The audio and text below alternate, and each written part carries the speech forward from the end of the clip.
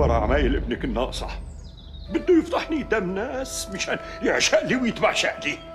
بس هي بتحبه يا ابن عمي مثل ما هو بحبها، هو ما عم يتعرض لها. لك حبهم برص و10 خرس. قلت له 1000 مرة يطول باله علي لبين ما نلاقي طريقة نخلي أخوها يجوزوا إياها. بس هو ما عم يروح لعنده.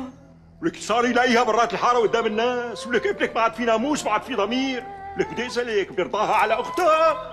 الله يصلحه ويهديه، الله يصلحه ويهديه. انت طول بالك ابن عمي، تقبرني ان شاء الله، طول بالك. لك شو طول بالي يا ام جميل؟ شو طول بالي؟ لك الافندي مقدم شكوى على ابنك. بتعرفي شو معناتها هي شرفية، هي اسمها شرفية. وليه على قامتي ان شاء الله، وليه على قامتي؟ يا عمي انا بقدر طالعه بغير تهمة، بقدر طالعه بيشبع كل رجال الحارة وبطالعه، بس انا هي ما بقدر طالعه منها. الله يغضب عليك يا صبري، الله يغضب عليك يا صبري. ابوس ايدك ما تدي عليه، تقبرني. شاب وطايش. طايش؟ لك اللي مثله فاتح بيوته متجوز وعنده اولاد. طايش؟ ابنك ما أنا صغير. يا ابي احكي مع مطيع. شو دخل مطيع؟ مظهر خاطب اخته وردة، بركة دم بيقدر يحكي معه ويقنعه انه يتنازل عن الشكوى. ايه ابن عمي، احكي معه بركي بيمشي الحال. اخ على كسرة النفس. شو بدي اقول له لمطيع؟ لك شو بدي اقول له؟ اشوف ما بعرف. يا رب يا رب. ارتاحي يا عمو ارتاحي. الله يصلحه ويهديه لاخوك على العمي، الله يصلحه ويهديه. طولي بالك مرت عمي، طولي بالك. يا عمو ان شاء الله مطيع بيقدر يقنع مظهر ويتنازل عن الشكوى، ان شاء الله يا رب يصير خير. ان شاء الله، الله يسمع منك يا بنتي يا رب. والله يا ام جميل مو طالع بايدي. افندي مو رضيان يعني يصفط حقه ويتنازل عن الشكوى.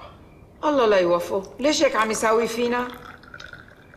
يعني هلا لو ابني سمع مني والله ما كان صار اللي صار.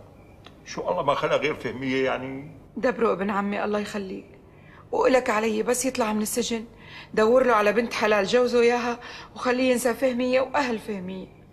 لك شلون بدي دبره؟ بوس ايدك ابن عمي، احكي مع مظهر. لا ما راح اكسر نفسي له مرة ثانية، مع العلم بعرف انه هو ما راح يرضى.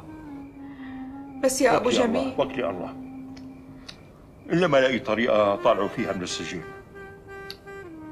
يا ام جميل كمان هو ابني، والله انا خايف عليه اكثر منك. الله يخليك فوق راسنا يا ابو جميل. إلى الشام إلى الشام